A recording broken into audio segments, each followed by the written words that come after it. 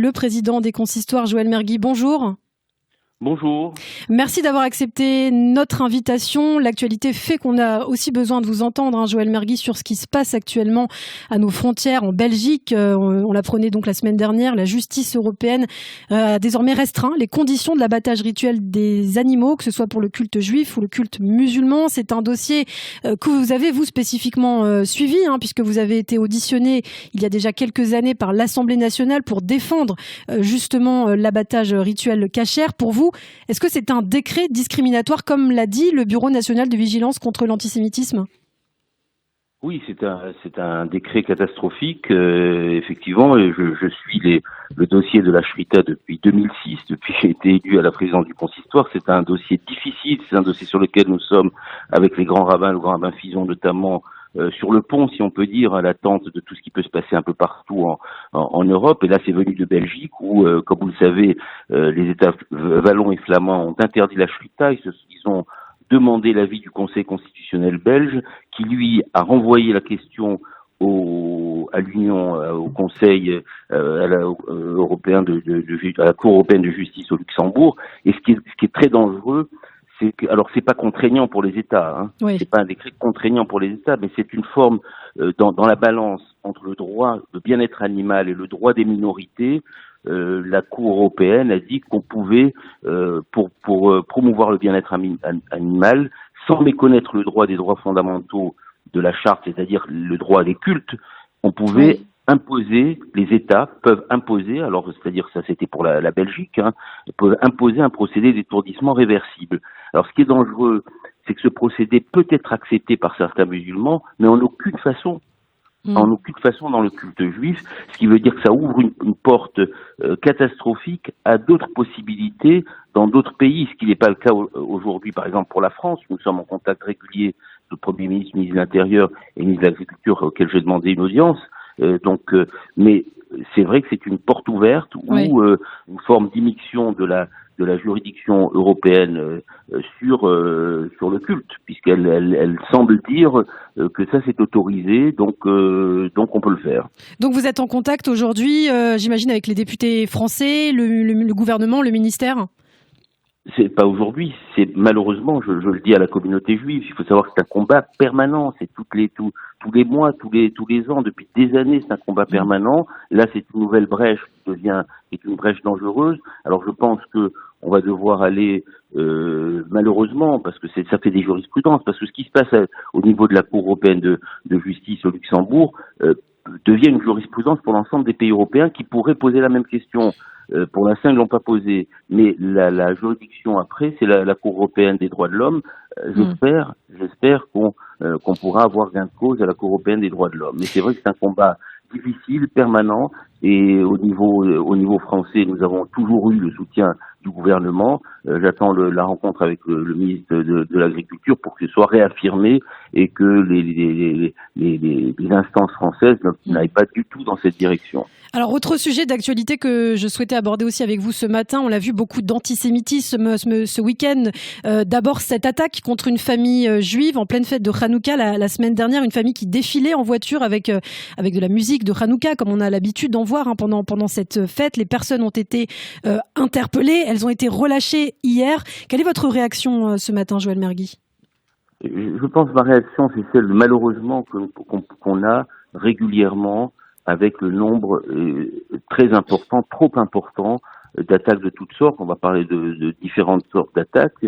Bien sûr, ma solidarité avec ce délégué du Bet Rabad qui faisait ce que font les Bet Rabad régulièrement, c'est-à-dire de mettre de la musique et de faire ce qu'on appelle la persoumanès, de pouvoir diffuser le miracle avec toujours ce que nous faisons nous dans les rues, c'est toujours des choses pacifiques et des choses gaies pour égayer cette période sombre que nous vivons. Oui, c'est catastrophique de voir l'augmentation des actes antisémites qui n'arrêtent pas. Alors, je vais donner peut-être le petit bon côté des choses, c'est qu'il y a une réactivité immédiate on est en contact avec le ministre de l'Intérieur, avec les préfectures, et l'augmentation, elle est là, mais une réactivité immédiate. On a vu tout de suite que on a eu le ministre de l'Intérieur, les personnes ont été appréhendées, elles ont été en garde à vue, elles ont été relâchées. Bon, il va y avoir une procédure. Donc régulièrement, il y a une réaction. On ne peut pas dire qu'il n'y a pas de réaction, mais malheureusement, je ne pourrai me satisfaire en tant que président du consistoire qu'une fois qu'on pourra dire qu'il y a une diminution réelle des actes antisémites de toutes sortes, ce qui n'est malheureusement pas encore le cas aujourd'hui. Et également réaction très forte suite aux attaques antisémites subies par la jeune Miss Provence ce week-end, attaque antisémite sur la toile. Qu'est-ce que cela vous inspire ? C'est toujours la même chose. C'est toujours la même chose. C'était terrible.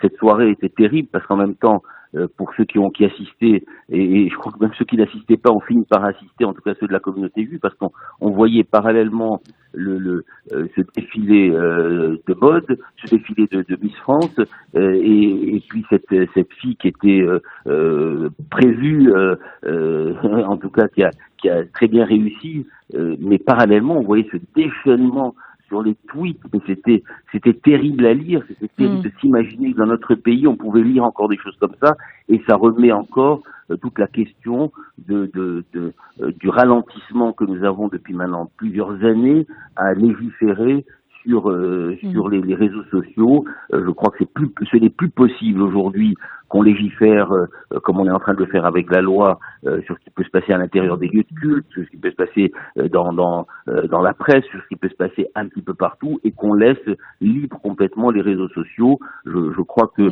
aujourd'hui Twitter doit rendre des comptes de ces tweets antisémites. On a parlé d'Hitler dans ces tweets antisémites. C'est quand même insoutenable de penser qu'en 2020, avec tout ce que nous connaissons de l'islamisme radical, de la radicalisation, de la montée des extrêmes, on puisse avoir encore des zones de défoulement de haine. C'est une chose, mais aussi d'influence de haine, et ça c'est terrible. En tout cas, je voudrais rendre hommage à cette jeune fille qui a eu le courage, parce que ça quand même être terrible de dire, quand on se présente à quelque chose de public, d'avoir le courage d'affirmer ses origines israéliennes. Alors juive, c'est une chose, israélienne, c'est encore un courage peut-être encore plus important.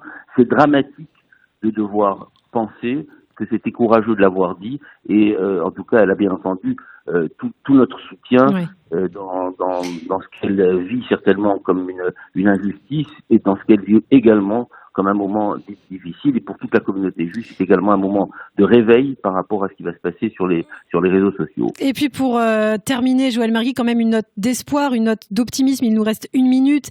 Israël, Maroc, c'est par ailleurs l'autre actualité qui a dominé ces derniers jours, et vous avez justement au Centre européen du judaïsme allumé avec les représentants des ambassades israéliennes et marocaines la 8e bougie de Hanouka. Je crois que c'est un message d'espoir pour la paix entre nos peuples aussi.